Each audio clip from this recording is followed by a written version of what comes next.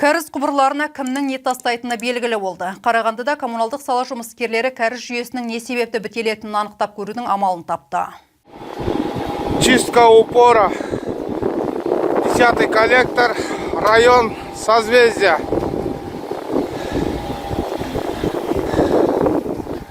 Коммуналдық қызметкерлер енді тұтынушыларға ешқандай ескертусіз тікелей көрсетуді қолға алды. Кәрізге түсетін заттардың қандай жағдайға әкелетінін нақты көрсетуде. 10-шы коллектордан су тарту барысында олар қоқыстан пайда болған ауыр түйіндерді шығарып алды. Бұлардың барлығы тұрғындардың унитазға, тұрмыстық және құрылыс қоқыстарын, жеке гигиена заттарын, памперстерді, ескі шүберектерді, басқа да тұрмыстық қалдықтарды тастауының нәтижесі. Бұл заттар ас үйдегі қалдықтармен, майлармен араласып, құбырларды бітеп тастайды. Соның салдарынан кәріз сулары далаға, үйлердің аулаларына, тіпті бірінші қабаттағы пәтерлерге кері көтеріле бастайды.